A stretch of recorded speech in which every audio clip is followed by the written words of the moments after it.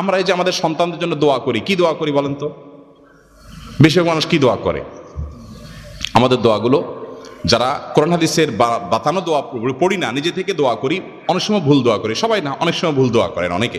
যেমন আল্লাহ আমার ছেলে যেন জিপিএ 5 পায়, আল্লাহ আল্লাহ আমার ছেলে যেন সিরিয়ালে চলে আসে, আল্লাহ আল্লাহ আমার ছেলে যেন অমুক কলেজে চান্স পায়, আল্লাহ মেয়েটা যেন অমুক ইউনিভার্সিটিতে চান্স পায়, আল্লাহ অমুক। এই না আমাদের দোয়া।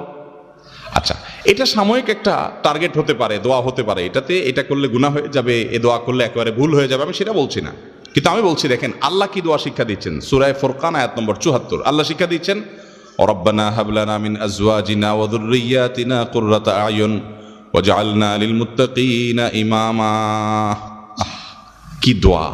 এ দোয়ার অর্থ জানেন? সুবহানাল্লাহ, হায়রান হয়ে যাবেন এর অর্থ শুনলে। আল্লাহ সুবহানাহু ওয়া তাআলা বলছেন যে দোয়া করো, ওয়াল্লাযীনা ইয়াকুলুনা রব্বানা হাব লানা মিন আজওয়াজিনা ওয়া যুররিয়াতিনা কুররাতা আয়ুন। এইটুকু শুনেন, মানে কি? হে আমার রব, আমার সন্তান সন্ততি, আমার জীবন সঙ্গী সঙ্গিনী, স্ত্রী স্বামী, নারী পুরুষ একে অন্যজনের জন্য দোয়া করবে, আল্লাহ এমন সঙ্গী জীবন সঙ্গী দান করেন, এমন সন্তান দান করেন যারা আমার চক্ষু শীতলকারী হবে। কি হবে?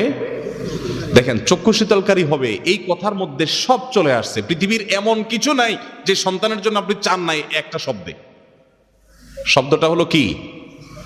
নয়ন জোড়ানো সন্তান, চক্ষু শীতল করা সন্তান। যাকে দেখলে আমার চোখটা শীতল হয়ে যাবে, অন্তরটা জুড়াইয়া যাবে, এই নয়ন জোড়ানো চোখ শীতল করা সন্তান। এর মানে হলো এই সন্তান এমন সন্তান চাই সব দিক থেকে পারফেক্ট।